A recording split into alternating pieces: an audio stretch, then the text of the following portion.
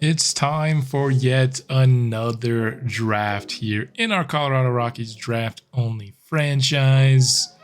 We're in the year 2030 now, and we're at the point of the series where maybe these drafts won't be, key pieces to the rebuild going forward, but we can still certainly find impact players, I think, here or there. And so, while maybe not the most important part of a season anymore, we're more kind of focused on the playoffs at this point. It doesn't mean that this time of year is not still really important. Not only finding maybe the diamond in the rough that can play an impact here early, or being somebody that can help increase the longevity. We can no longer pay to keep everybody having some of those replacements set already. So for this episode, I will be going through my board. It's not as big as it has been in years past. That's just kind of the reality of not as productive of a cycle for discovery.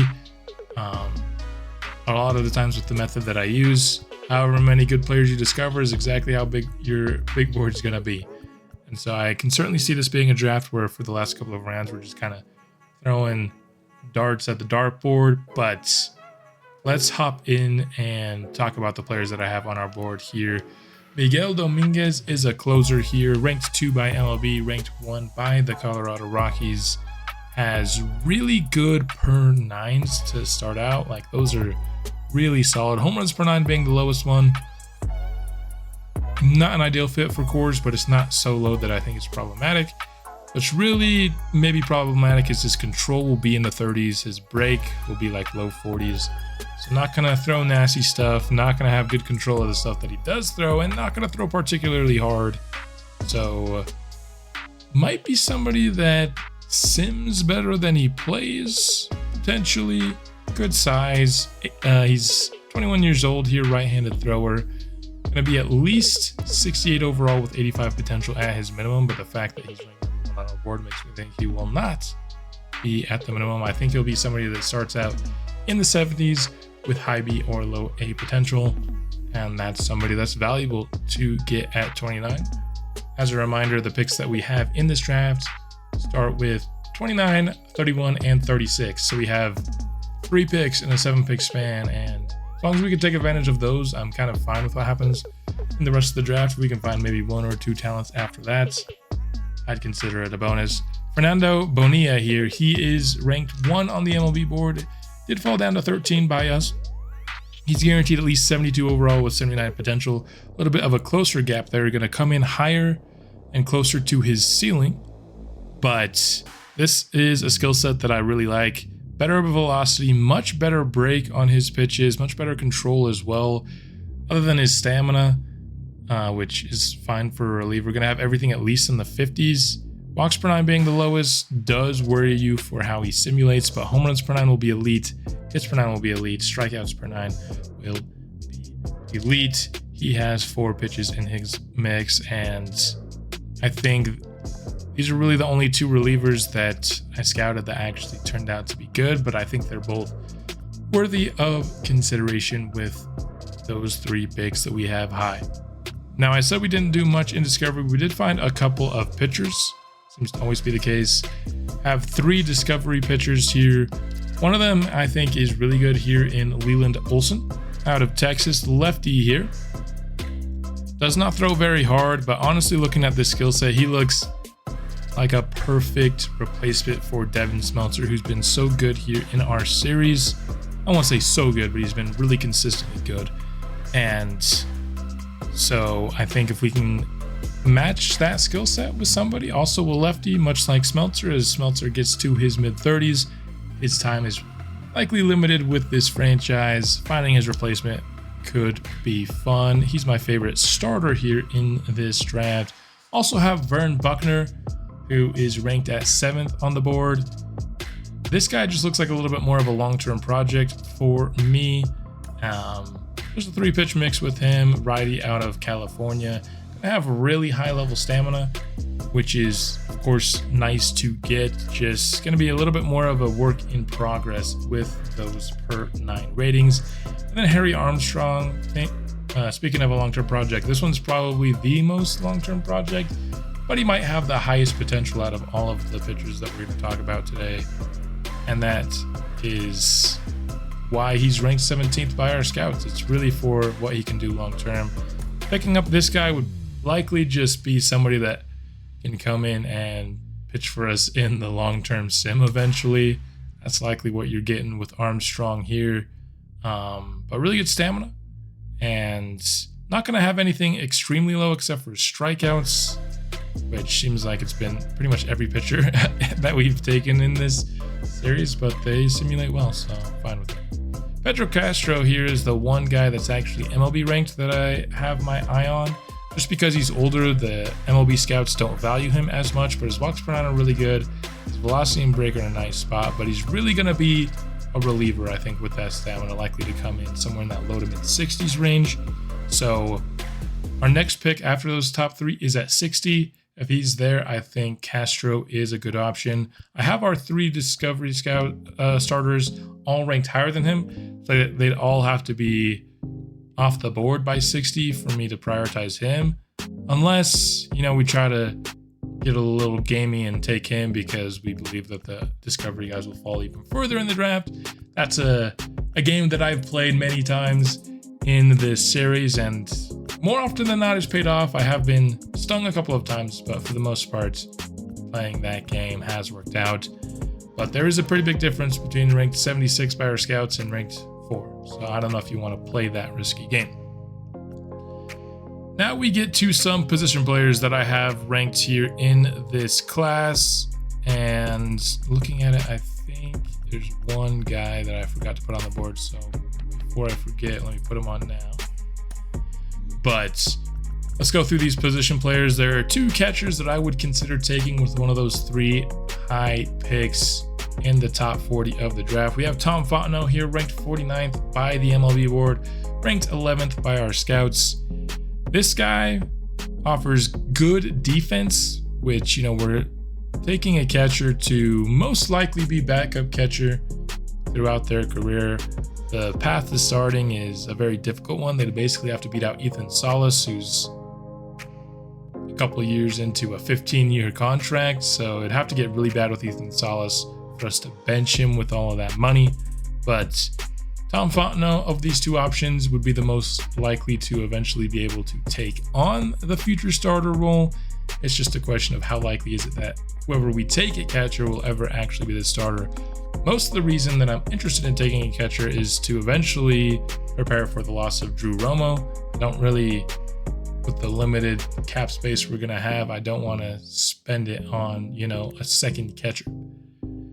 So here comes Jose Vergara, who isn't going to have quite the same upside, probably going to be low B, might even be high C, but going to come in, still offer the really good defense, maybe offer a bit of a more well-rounded offensive game, and maybe come in at a higher overall. It's not guaranteed. If you look at these ranges, we got 51 to 66 here, 56 to 71 here. I wouldn't be surprised if Vergara comes in higher overall but lower potential than Fontenot. So it's really, what do we want? We want somebody who will be able to probably replace Romo earlier on in their career, but likely not going to challenge Salas or ever have the potential to challenge Salas as the backup catcher. Or do we want a guy who could potentially at some point in his career be good enough to be a starting catcher? I think we'll see if both of them make it to kind of that 36th pick is where I think catcher will come into play here for this team. If they're both there, it's going to be a decision we'll have to make. One thing I will say works in Vergara's favor is he also has secondary positions, which is really helpful for a guy that you're projecting to be a backup.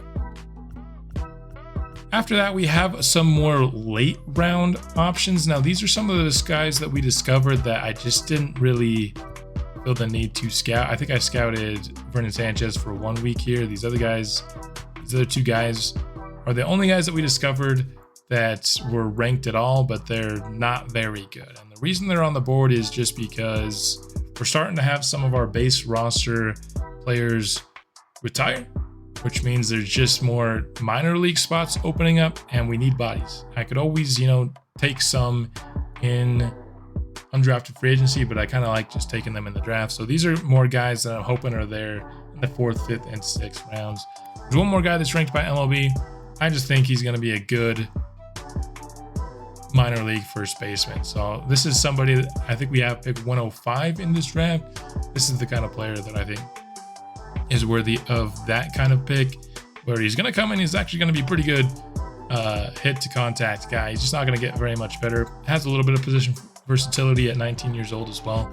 So I like him at pick 105. He's probably going to be the pick there, if I'm honest. And so there you have it. That's kind of everyone that I have on my board here in the class. If you want to kind of take a look at the top of the class, I mean, because we had our earliest pick was 29, did not do a ton of work on the top of this class. You see a third baseman, a starter here, center fielder, a starter, right field, first baseman. As you know, because they're on the board, the first 2 MLB ranked players were both relief pitchers, but after that, you saw a good mix of starters and a few position players. I have no idea how good they are. We'll have to see come the draft recap screen. But with that being said, we're ready to head into the MLB draft and see just who falls to us. Now, I would love it if neither Dominguez or Bonilla were taken. History has said, kind of with these classes with the relievers at the top, that one of them will go at least. Sometimes I've seen 2 go.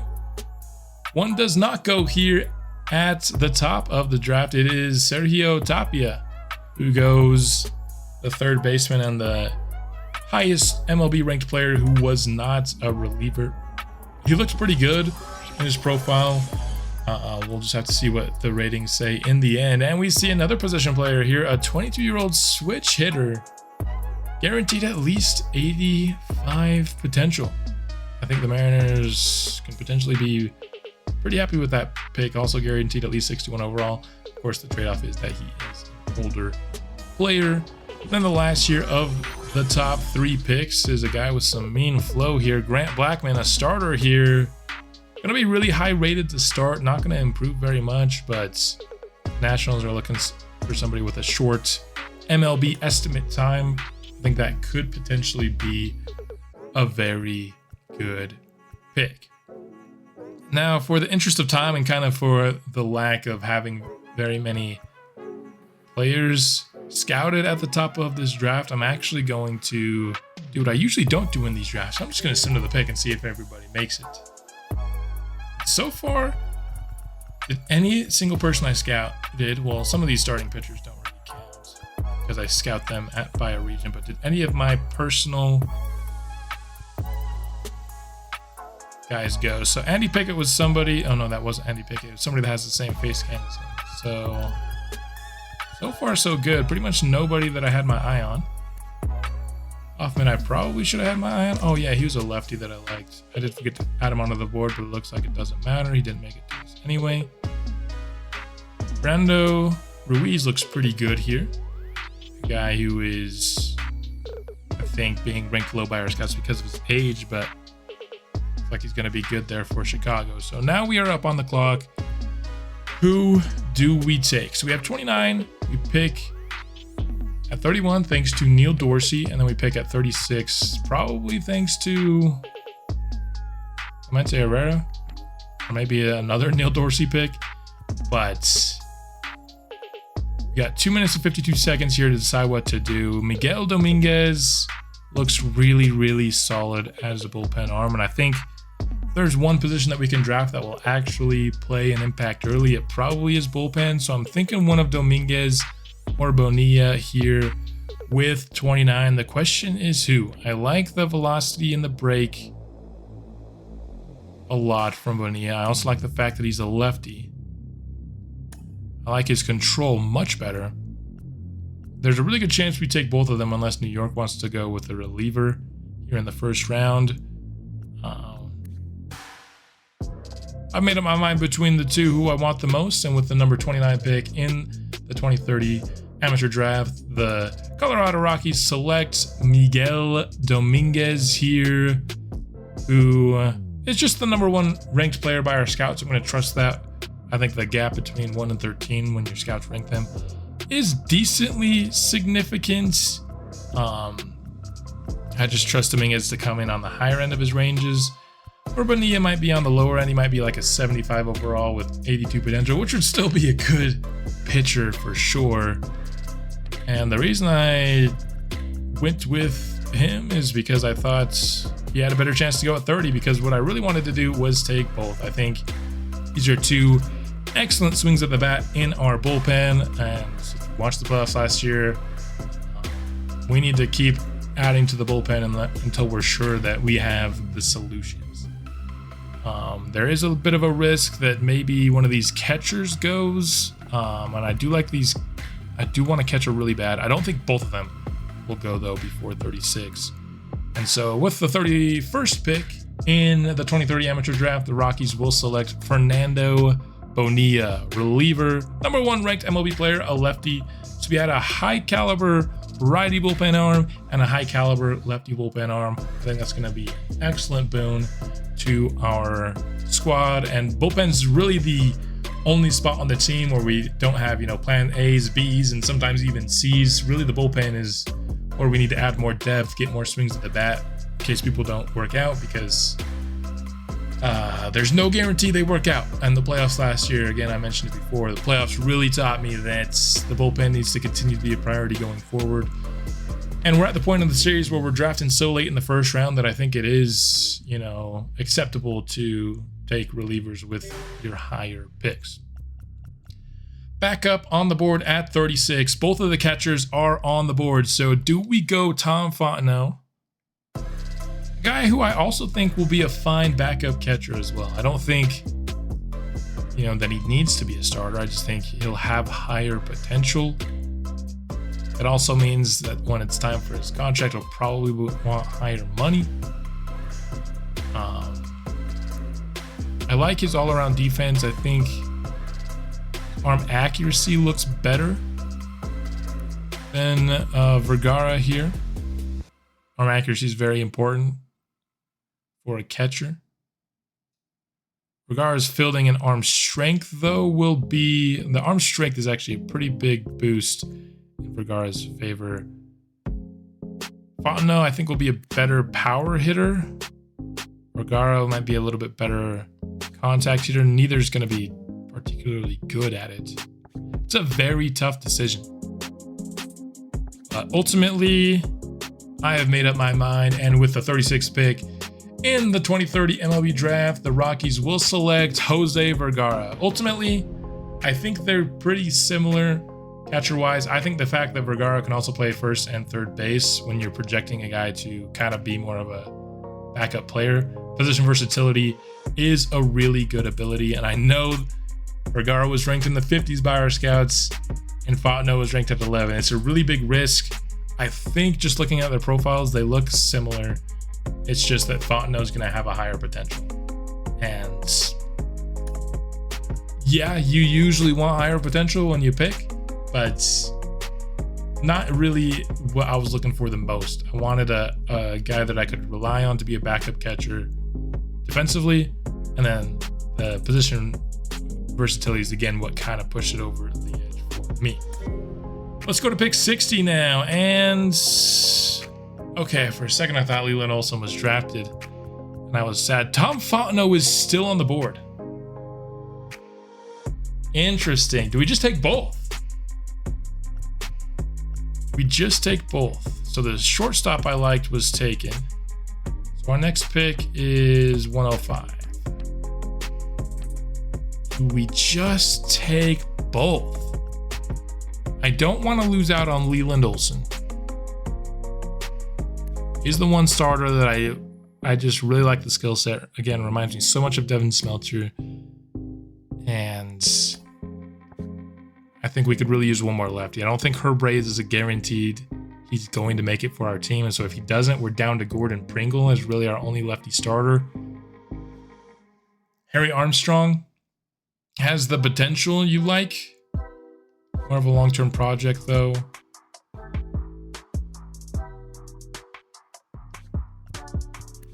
It's hard for me to trust guys that have high hits per nine, because if they have low clutch pitcher clutch, it just kind of ruins the fact that they have a high hits per 9. Brent Buckner, I'm not really considering. I like either Armstrong here or Olsen as a starter, or Fontenot. Did not expect him to be here. I thought for sure I was drafting starting pitcher here. Did not expect the chance to get both catchers. I don't think we need both catchers. Oh, he would be fun though. It's just kind of insurance in case we took a miss at the catcher spot. I'm going to take Leland Olson here. I think we still do need one more lefty. It's kind of Herb Reyes insurance. And I think he has a better chance to make an impact on the franchise potentially than Fontenot. So even though it would be fun to get both catchers with the number 60 pick in the 2030 amateur draft, the Colorado Rockies will select Leland Olson here, the lefty 18-year-old pitcher, ranked top 5 by our scouts. And went kind of against our scouts with the last pick, so I think we're going to trust them a little bit more this time around. And everybody, all the pitchers went between 60 and 105.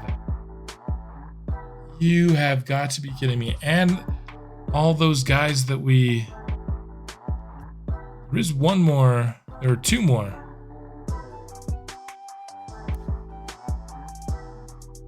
Okay, Trevino here. These guys I totally missed adding to my board.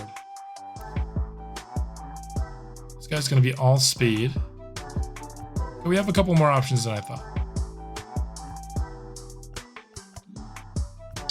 Our next pick is at 135 here. We got to make the pick. I think Stuart Castro might be gone because he's MLB ranked. I will select him here. So at pick 105, the Rockies will select first baseman Stuart Castro here. Just, I think, a pretty good. He's going to just help the minor league squads out. Got some good position versatility, good contact hitter. Hopefully we can get some guys here. The guy that I wanted was taken, unfortunately. We have Matt Roher. He's ranked 195 by our scouts. This other guy is ranked 75. So yeah, we're taking Michael Iwamura with the 135th pick of the 2030 amateur draft. 21-year-old second baseman. Looks to kind of just be mostly speed, but he's a body there for us. We've got a starting pitcher option, another lefty.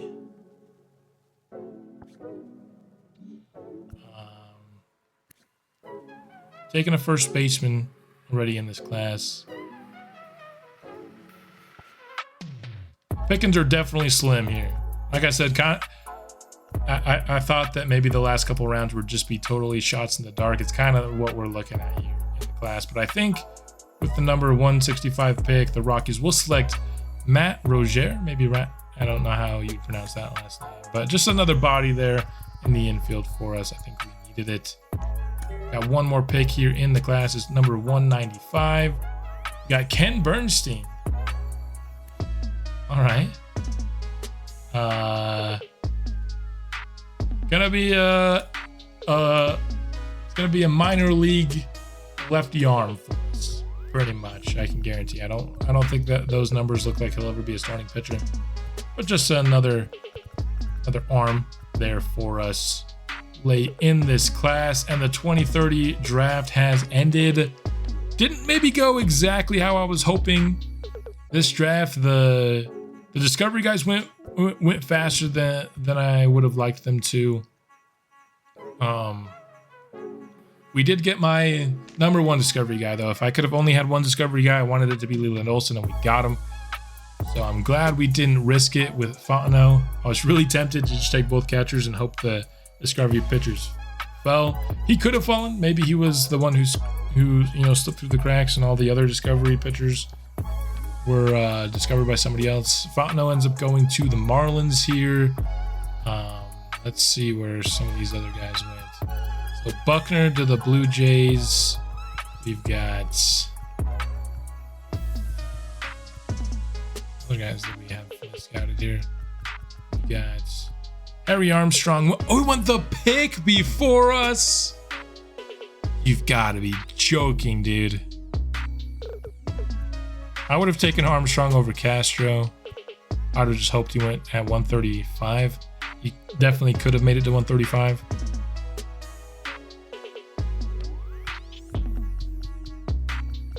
Dang, man. And all of our discovery guys were off the board too. Trevino went here to the Athletics.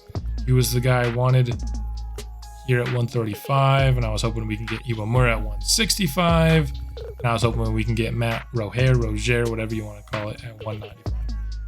Didn't go perfectly, but that's the way this game goes. You don't always get exactly what you want in the MLB draft, and that's why I really enjoy it.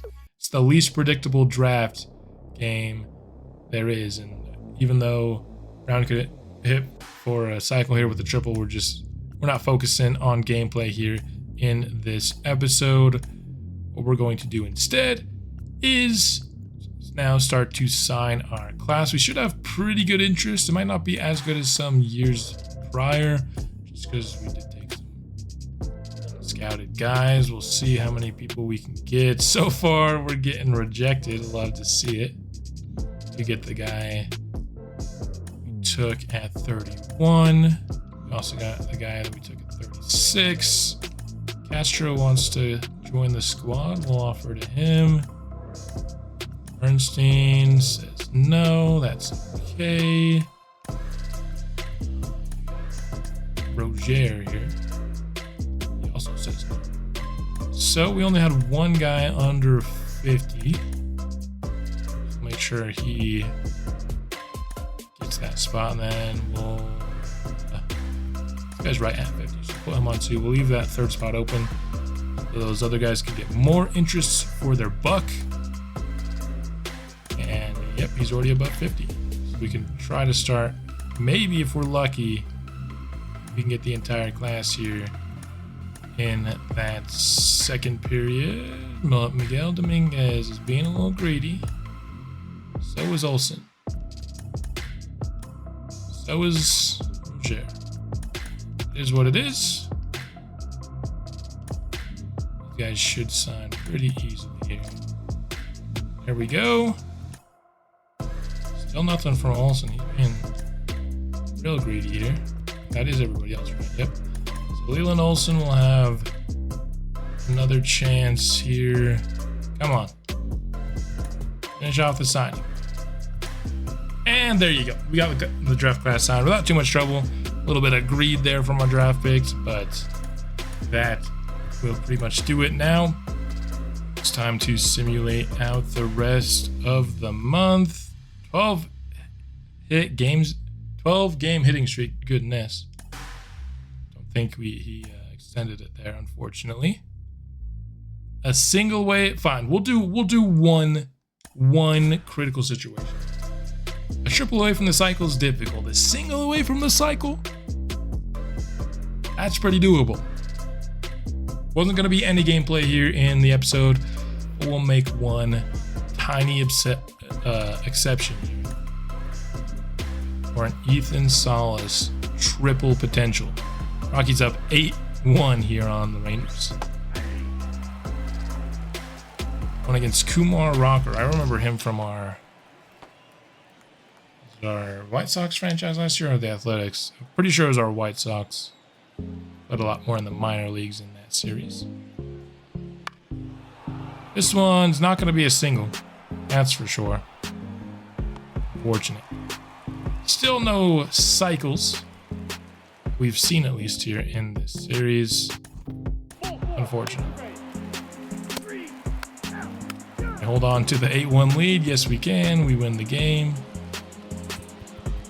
And let's finish off the month of August. Now, one thing I will say is normally I end off these episodes by showing off the ratings of these draft picks, but I'm not going to do that this time around. I'm going to wait for next episode, because next episode will be a stream, and